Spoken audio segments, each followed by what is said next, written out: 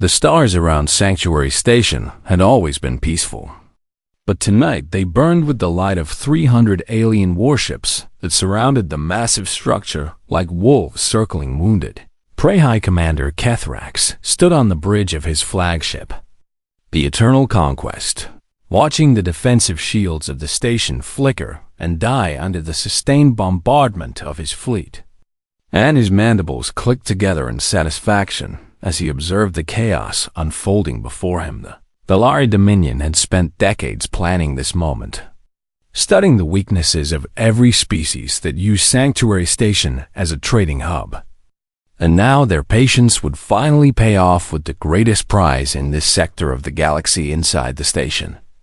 Alarms screamed through every corridor as 80,000 civilians from 12 different species ran in terror, searching for shelter that might not exist when the Valari boarding parties arrived. Ambassador Leering of the Tethkai pushed through the crowd of panicking traders and diplomats, her silver fur matted with sweat as she sprinted toward the emergency communication center on the upper levels of the station. She was small compared to most species, standing barely 4 feet tall, but her people had built this station 3 centuries ago as a monument to peace and cooperation among the stars.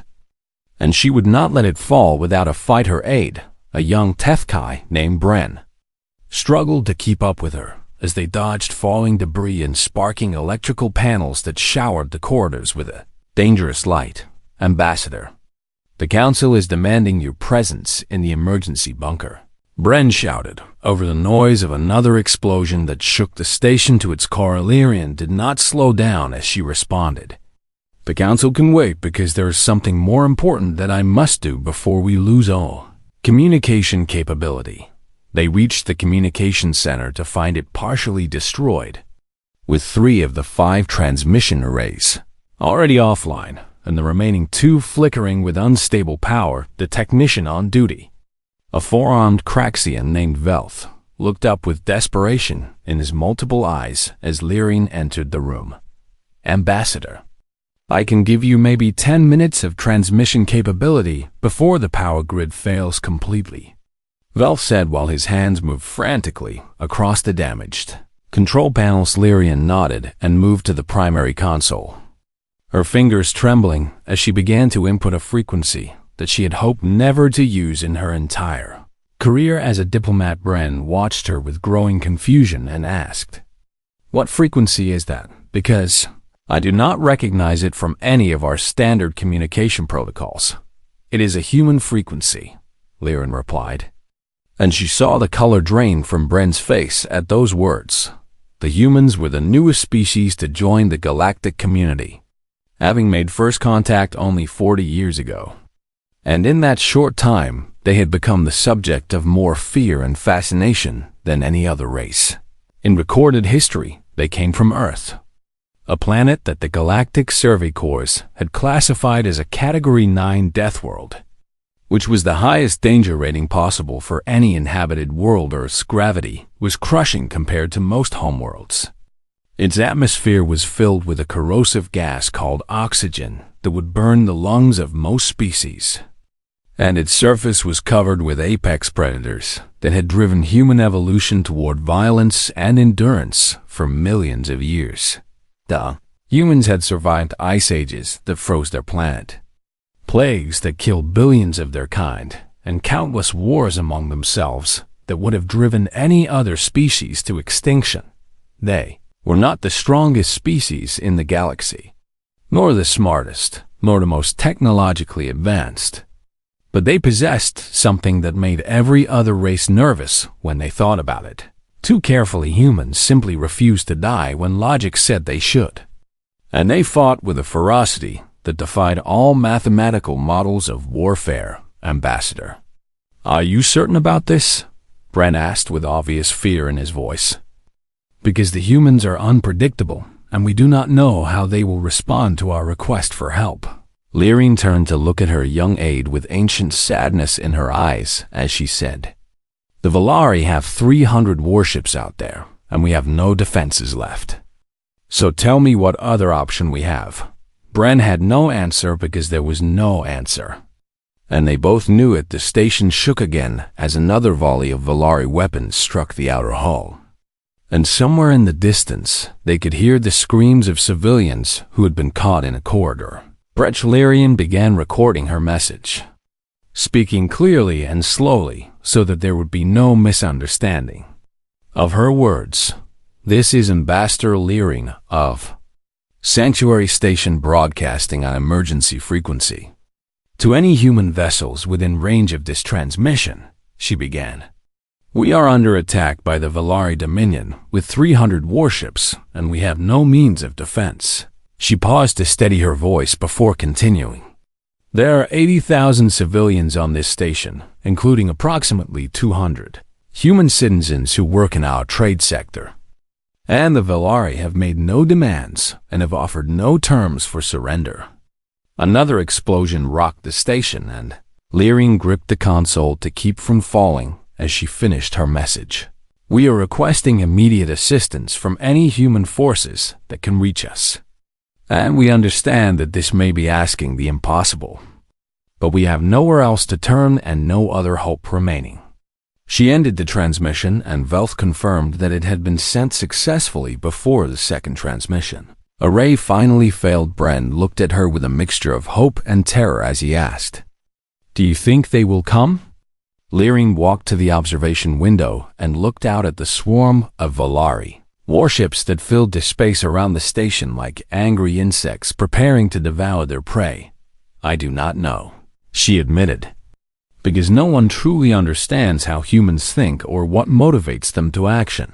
She had read the reports about human history, about the battles they had fought against impossible odds on their death world, about places called Thermopylae and Stalingrad, and Normandy, where small numbers of humans had held against overwhelming forces. She had read about their strange concept called honor that drove them to protect those who could not protect themselves, even when protection meant certain death.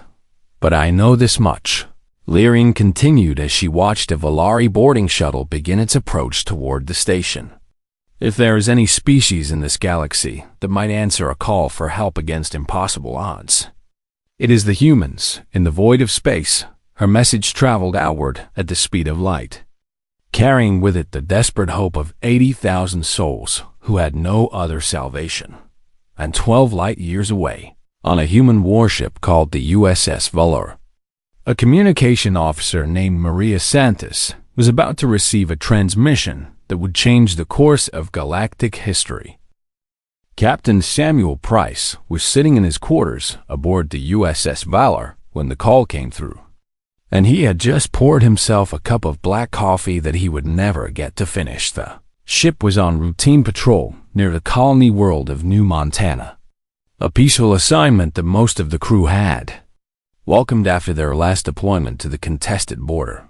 Regions Lieutenant Maria Santos appeared on his beard personal screen with an expression that immediately told him something serious had happened. "Captain, we have received an emergency distress signal on the civilian protection frequency," she reported. "And sir, you need to hear this for yourself."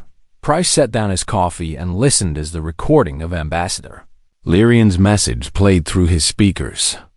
And with each word, he felt something cold and hard settle into his chest when the message ended. He sat in silence for a long moment before asking, "How many civilians did she say?" 80,000, sir, including 200 of our people working in the trade sector." Price stood up from his desk and walked to the viewport that showed the endless stars stretching out before his ship. And he thought about what those numbers meant. 80,000.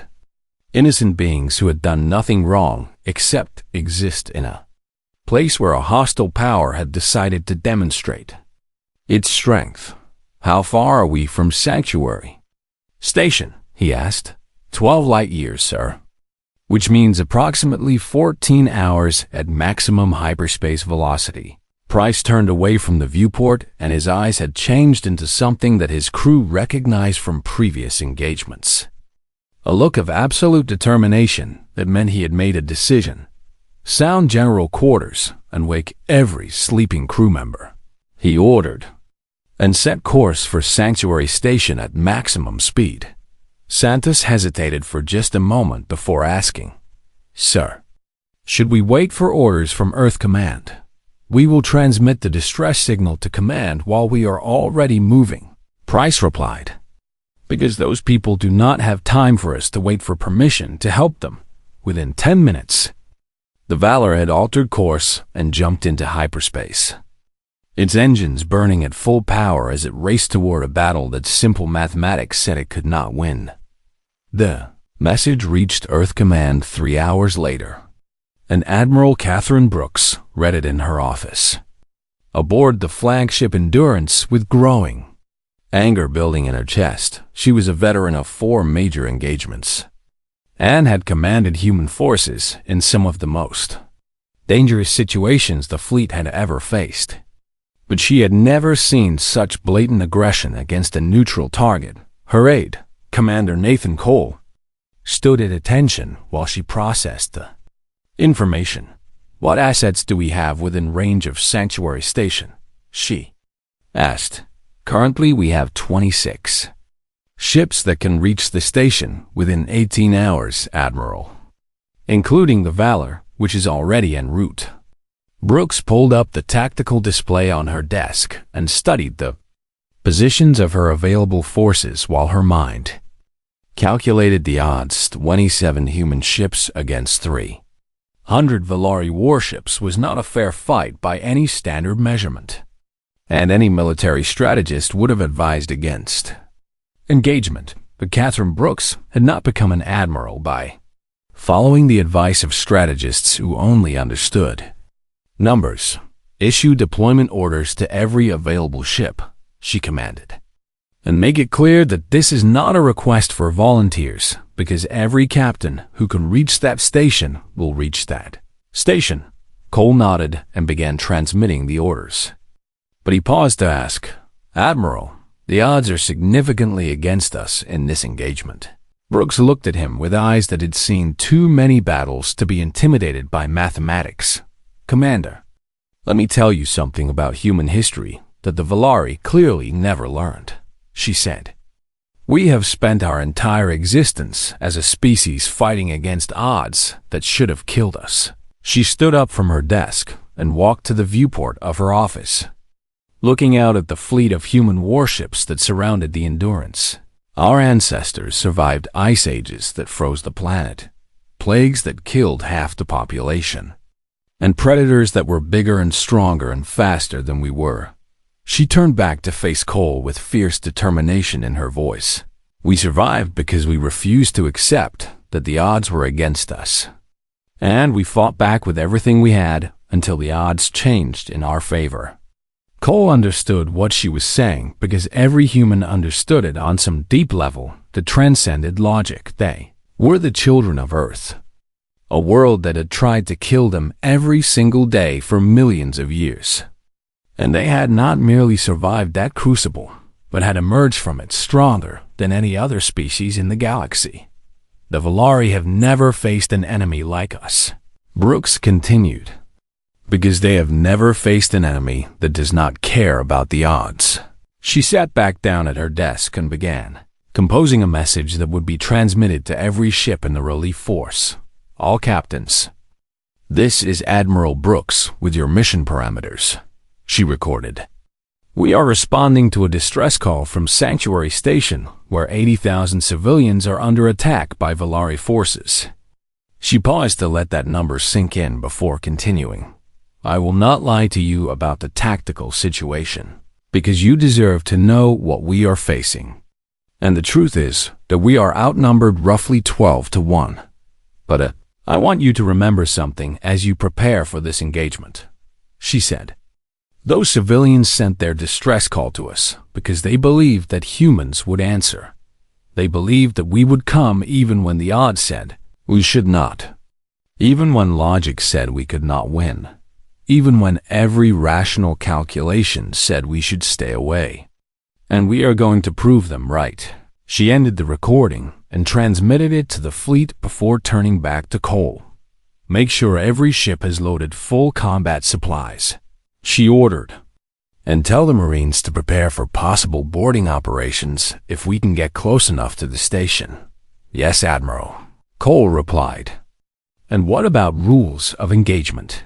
Brooks smiled. But it was not a pleasant smile. Rules of engagement are simple, Commander, she said. Any Valari ship that does not immediately withdraw from the station is a hostile target and will be treated as such.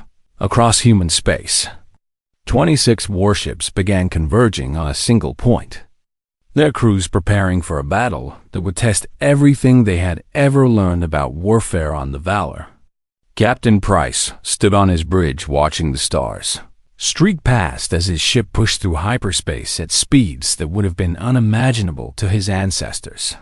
His first officer, Commander Linda Hayes, approached him with a tactical report. Captain, I have been running simulations on the engagement, she said. And even our best-case scenarios show significant casualties. Price nodded because he had expected nothing less. Linda, do you know why I joined the fleet? He asked without looking away from the viewport. No, sir. I do not think you have ever told me. My grandfather used to tell me stories about our family history, Price explained. About ancestors who fought in wars that they knew they might not survive. He told me that they fought anyway because some things are more important than survival. And protecting innocent people is one of those things. Hayes looked at her captain with new respect as she realized what he was saying. We might not all come back from this engagement, Price continued. But every single person on this ship knows why we are going, and they are going anyway. Because that is what humans do. Hayes finished for him. That is what humans do. Price agreed. The Valor continued its journey through hyperspace while around it. 26 other human ships raced toward the same destination, and on Sanctuary Station, 80,000 civilians waited in fear. Not knowing that help was already on the way, they did not know that somewhere in the void between the stars, the children of a death world were coming to answer their call. They did not know that the Valari had just made the worst mistake in their entire history as a species. They did not know that they were about to witness what happened when you threaten the innocent. In a galaxy where humans existed, High Commander Kethrax received the intelligence report about the approaching human fleet, and his mandibles clicked together in what passed for laughter. Among his species, his tactical officer, Sub-Commander Vrethanel, stood before him on the bridge of the Eternal Conquest with obvious confusion on his insectoid features. High Commander, our scouts have confirmed that 27 human warships are approaching our position at high velocity, Vrethanel reported. And they appear to be on an intercept course with our fleet. Kethrax waved one of his 4 arms dismissively as he studied the tactical display that showed the positions of his 300 ships. Surrounding Sanctuary Station, 27 ships against 300. He said with amusement in his clicking voice. The humans are either coming to negotiate or they have lost their minds. Should we prepare for combat? Aye, Commander, Vrethanel asked. Prepare for reception, Kethrax corrected him. Because no species in the galaxy would be foolish enough to attack with such inferior numbers. He turned to look out the viewport at the station that his forces had nearly subdued. And he felt satisfaction at how smoothly his plan had unfolded. The Valari Dominion had spent centuries building their empire through careful calculation and overwhelming force, never engaging an enemy unless they possessed at least 3-to-1 numerical superiority. It was the foundation of their military doctrine, a simple truth that had never failed them in countless conquests across dozens of star systems. The humans will arrive and see the futility of resistance, Kethrax continued. And then they will offer tribute in exchange for their citizens aboard the station. We will accept their tribute and allow them to leave with their people, which will demonstrate our mercy while also showing our strength to the other species of the galaxy. Vrethanel nodded in agreement because the logic seemed flawless.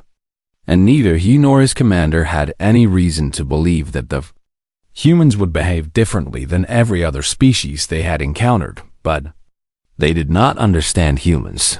They did not know that human history was filled with battles where small forces had defeated larger ones through sheer determination and refusal to accept defeat. They did not know about the 300 Spartans who had held a pass against a Persian army of hundreds of thousands, buying time for their civilization to prepare its defenses. They did not know about the defenders of Stalingrad who had fought house to house against a superior German force until the winter came and turned the tide. They did not know about the soldiers at Normandy who had charged into certain death on a beach because the mission was more important than their survival. The Valari understood mathematics and logistics and overwhelming force, but they did not understand the human spirit, and that misunderstanding would cost them everything on the other side of the system. The human fleet emerged from hyperspace in perfect formation.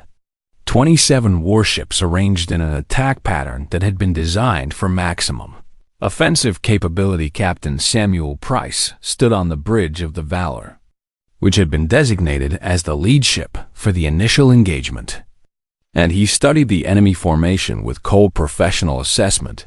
"Contact Admiral Brooks on the Endurance," he ordered, "and confirm that all ships have arrived and are ready for combat." His communications officer, Lieutenant Santos, worked quickly at her console before reporting. "All 27 ships are present and accounted for, sir, and Admiral Brooks is requesting a final tactical conference before engagement."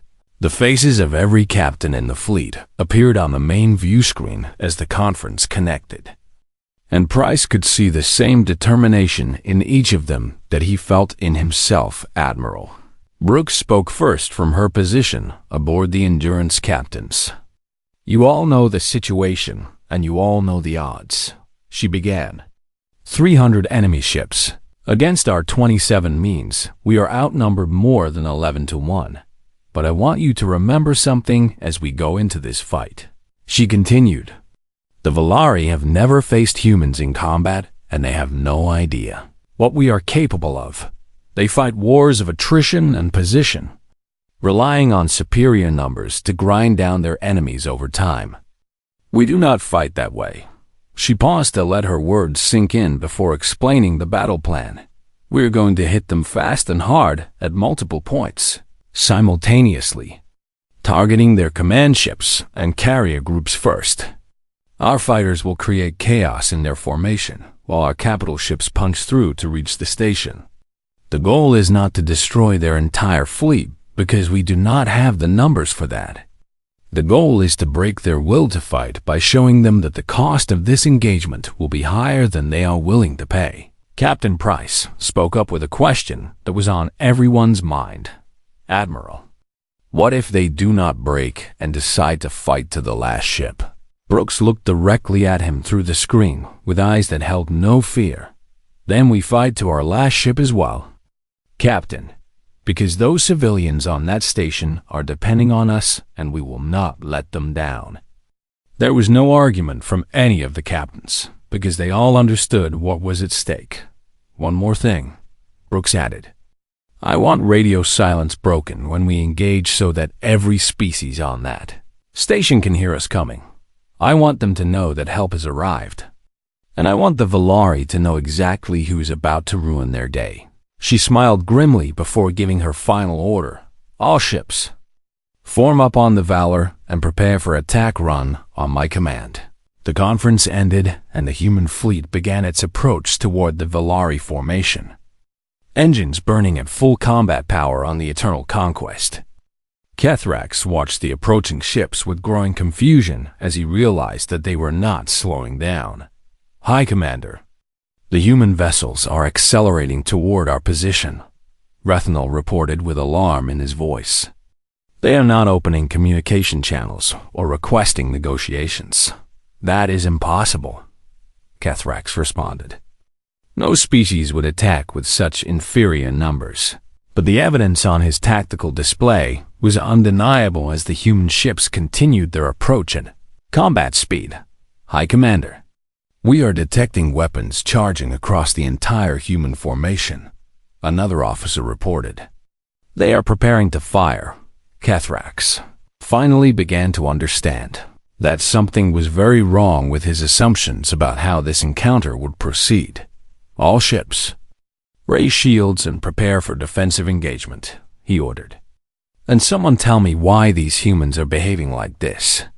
But no one on his bridge could answer that question, because none of them had ever encountered a species like humanity. They did not know that humans had evolved on a world where hesitation meant death, where the creature that struck first usually survived. They did not know that humans measured courage, not by the odds of victory, but by the importance of the cause. They did not know that 27 human ships, crewed by men and women who would rather die than abandon innocent people to their fate, was the most dangerous force in the galaxy.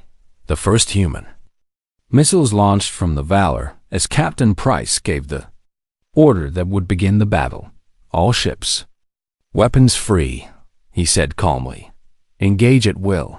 And in that moment, the Valari Dominion learned a lesson that would echo through galactic history for centuries to come. They learned that mathematics did not apply to humans the same way it applied to every other species. They learned that humans did not calculate victory by counting ships. They learned that when you threaten the innocent in a galaxy where humans existed, you face something far more dangerous than superior numbers. You faced a species that had been forged in the fires of a death world and had never learned how to give up. The void around Sanctuary Station erupted into chaos as the human fleet smashed into the Valari formation with the force of a hammer striking.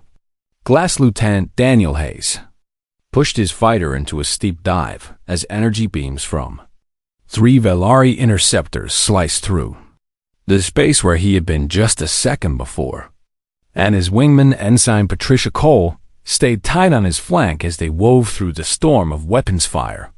"Fox 3, missiles away," Hayes reported calmly as he released a spread of guided warheads at the nearest enemy carrier. "Cole, cover my approach while I line up for another run." "Copy that, Lieutenant," Cole responded, her voice steady despite the insanity unfolding around them. "I have 2 hostiles on your tail, and I am engaging now." The human fighters were faster and more maneuverable than anything the Valari had encountered before. Piloted by men and women who had trained in Earth's crushing gravity and could handle G-forces that would render other species unconscious, they screamed through the enemy formation like wolves among sheep, targeting the weak points in Valari ships that their tactical computers had identified during the Lyra approach on the bridge of the Valor. Captain Price watched the battle unfold while coordinating his ship's movements with the rest of the fleet. "Helm, bring us around to bearing 270 and target that cruiser formation on our starboard side," he ordered. "And tell weapons control that I want a full broadside the moment we have a clear firing solution." His tactical officer, Lieutenant Commander Kevin Nash, reported from his station with barely contained excitement in his voice. "Captain, the Valari formation is breaking apart faster than our projections estimated, and their command ships are retreating toward the rear."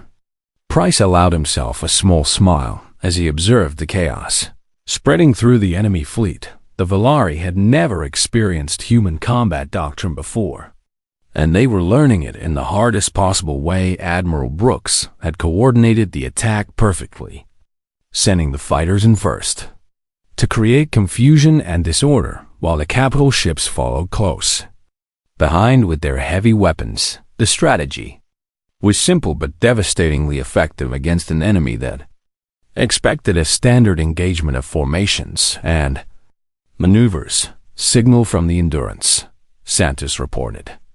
"Admiral Brooks is ordering all ships to push toward the station while the Valari are disorganized." Price nodded and relayed the order to his helm officer, as the Valor accelerated towards Sanctuary Station, its weapons blazing at any enemy ship that moved to intercept on the Eternal Conquest. High Commander Kethrax was experiencing something that he had never felt before in his entire military career. He was afraid. "High Commander, we have lost contact with 17 ships in the past 4 minutes," Rethinol reported with panic in his voice. "And the humans are pushing through our lines toward the station." "How is this possible?" Kethrax demanded. "We outnumber them 12 to 1. Their fighters are too fast for our targeting systems to track effectively," Rethinol explained. "And their capital ships are using attack patterns that we have never seen before. They do not hold position or wait for optimal firing solutions." He continued with growing disbelief. "They simply attack and keep attacking regardless of the damage they take." Kethrax watched on his tactical display as another of his carriers exploded under concentrated human fire.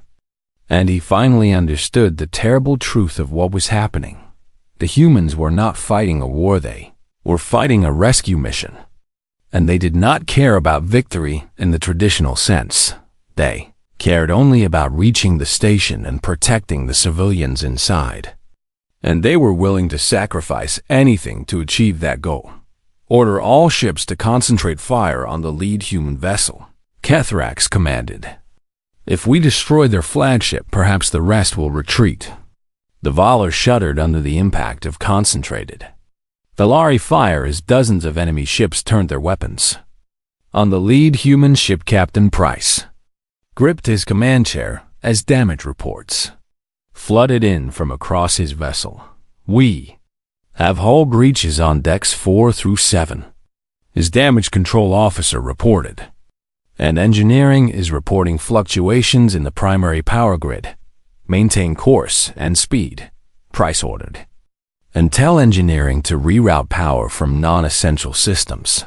"Captain, we cannot sustain this level of damage for much longer," Commander Hayes warned from her position. Price looked at her with determination that bordered on stubbornness.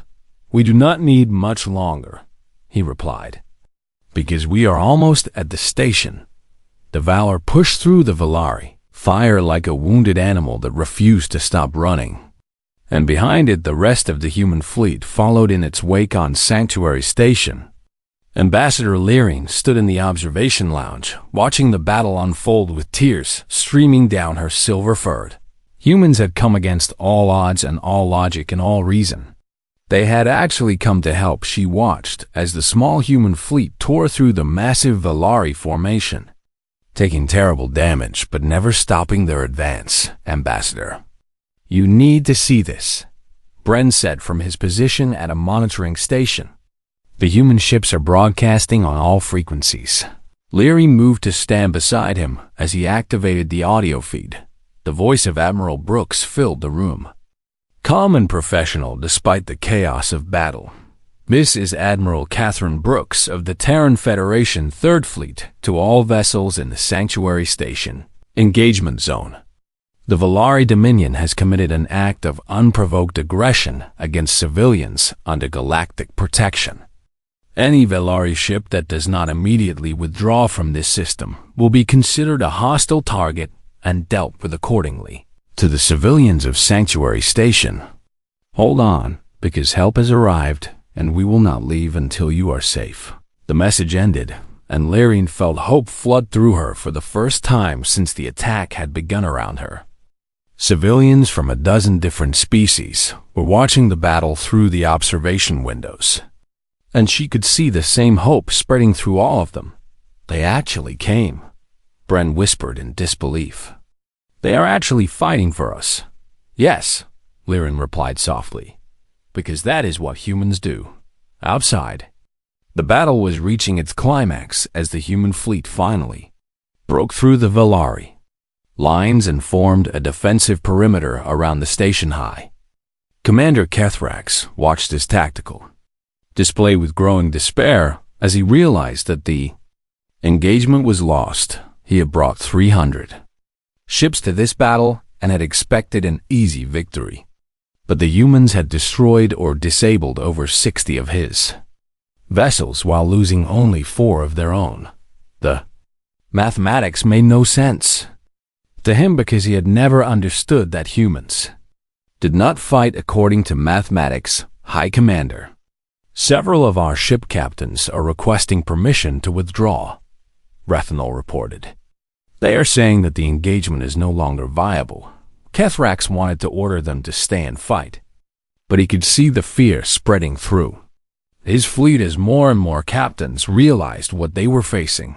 The humans were not stronger than the Velarthi, were not faster or better armed or more technologically advanced, but they had something that the Velari had never encountered before. They had the will to fight against impossible odds and the refusal to accept defeat no matter the cost. Order all ships to withdraw to the fallback position, Kethrax finally commanded. We will regroup and assess our options. The Velari fleet began its retreat, leaving behind the burning wreckage of their destroyed vessels as they fled from the battle on the Bridge of the Valor. Captain Price watched the enemy withdraw with exhaustion and relief. They had done it. 27 human ships had driven back a fleet of 300. And Sanctuary Station was safe. Captain Admiral Brooks is requesting a status report from all vessels. Santos reported. Price looked around his damaged bridge at the crew members who had fought so hard to reach this moment. Tell the Admiral that the Valor is still operational, he said, and tell her that Sanctuary Station is secure. He paused before adding one more message, and tell her that the Deathworlders have answered the call.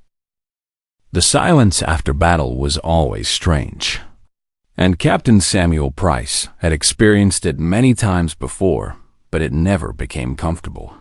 He walked through the damaged corridors of Sanctuary Station 3 days after the engagement, accompanied by a medical team that was treating the wounded civilians they encountered along the way. The station had survived, scarred but standing, and the 80,000 beings who called it home had been saved from whatever fate the Velari had planned for them. Price stopped in front of a Boya makeshift medical tent where human doctors were working alongside physicians from 5 different species to treat the injured. A young Tefkai child with silver fur was being bandaged by a human medic named Specialist Karen Webb, and the child looked up at Price with wide, curious eyes. Are you one of the humans who saved us? The child asked in broken standard. Price knelt down to be at eye level with the small creature and nodded. I am one of them, he replied gently. But I did not save you alone because there are many humans who came to help. The child reached out and touched Price's face with delicate fingers, tracing the lines of exhaustion around his eyes. My mother says that humans are scary, the child said with innocent honesty. But you do not seem scary to me. Price smiled sadly because he knew exactly what the child's mother meant. Humans had earned their reputation across the galaxy as a dangerous species, the survivors of a death world who had conquered their hostile environment through violence and determination. But that same violence and determination had been turned toward protection instead of conquest, toward saving lives instead of taking them. We can be scary when we need to be, Price admitted. But we try very hard to only be scary to the people who hurt others. The child seemed to accept this explanation and returned to letting the medic finish bandaging her arm. Price stood up and continued his walk through the station until he found Ambassador Lirin in what remained of the central plaza. She was directing repair crews and coordinating relief efforts with the efficiency of someone who had been managing crises her entire career. When she saw Price approaching, she excused herself from her conversation and walked over to meet him. Captain Price, she said with warmth in her voice, I was hoping to speak with you before your fleet departed. We will be leaving tomorrow once the last of our damaged ships are repaired enough for the journey. Price confirmed. Admiral Brooks wants to get the fleet back to friendly space before the Velari decide to try again. Lyri nodded in understanding before speaking the words that she had been preparing for days. "Captain, I have been trying to think of a way to express what your people did for us," she began. "And I keep failing because there are no words in my language that are adequate. You came when no one else would have come," she continued with emotion thick in her voice. "You fought against impossible odds to protect people who had no claim on your help.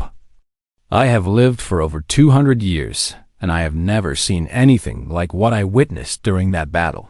Price looked at the small ambassador with understanding in his eyes. "Ambassador, can I tell you something about humans that most other species do not understand?" Lyri nodded eagerly, wanting to comprehend the beings who had saved her station. "We grew up on a world that tried to kill us every single day," Price explained. "And that shaped us into what we are in ways that are hard to describe.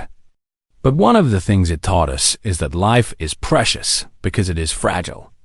We know how easily everything can be taken away because our ancestors lived through times when everything was taken away. Again and again." He gestured around at the damaged station and the beings who were working to rebuild it.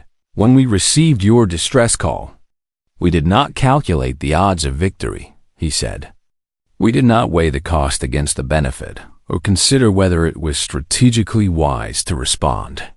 We heard that 80,000 innocent beings were in danger, and we came because that is simply what we do." Lyri felt tears forming in her eyes again as she listened to his words. "You call it being from a death world," Price continued, "and maybe that is accurate from a biological perspective. But what it really means is that we understand suffering," he finished. "And because we understand it, we cannot stand by and watch others suffer when we have the power to help." The ambassador reached out and took his hand in her smaller ones, a gesture of gratitude that transcended species. "Thank you," she said simply. "For everything." Price squeezed her hand gently before releasing it. "Take care of your people." "Ambassador," he replied, "and if you ever need us again, you know how to reach us." He turned and walked back toward the docking bay where his shuttle was waiting. The news of the Battle of Sanctuary Station spread across the galaxy faster than anyone expected. Every species with access to interstellar communication heard the story of how 27 human ships had faced 300 Valari warships and emerged victorious. They heard about the admiral who had ordered her fleet into battle against impossible odds. They heard about the captains who had pushed their damaged ships forward instead of retreating. They heard about the pilots who had flown into the heart of the enemy formation without hesitation. And they heard about what the humans had said when asked why they had come, because someone needed help. The Valari Dominion retreated to their core territories and began a fundamental reassessment of their military doctrine. They had believed that victory was certain because they had the numbers and the firepower and the beer and strategic advantage, but they had learned that there were things more important than numbers. They had learned that some species measured courage differently. They had learned that the children of a death world did not surrender, did not retreat, and did not abandon those who called for help. Admiral Catherine Brooks filed her final report with Earth Command. From her quarters aboard the Endurance, the document detailed the engagement, the casualties, the damage to the fleet, and the strategic implications of the battle. But at the end of the report, she added a personal recommendation that would become famous throughout human space. "Let the word spread to every hostile species in the galaxy," she wrote, "and let them understand what they will face if they threaten the innocent. We are the children of Earth, born on a world that tried to destroy us for millions of years. We do not seek war, and we do not desire conquest. But when someone calls for help, we answer. And when someone threatens the helpless, we respond. That is who we are, and that is what we do. Let the galaxy remember what happened at Sanctuary Station. Let them remember what happens when the Deathworlders respond to an SOS In the years that followed, Sanctuary Station became a symbol throughout the galaxy. A monument was erected in the central plaza, honoring the humans who had come to its defense, with the names of every ship and every crew member who had participated in the battle. Species from across known space would visit the monument and read the inscription that had been carved into its base. They came when no one else would come.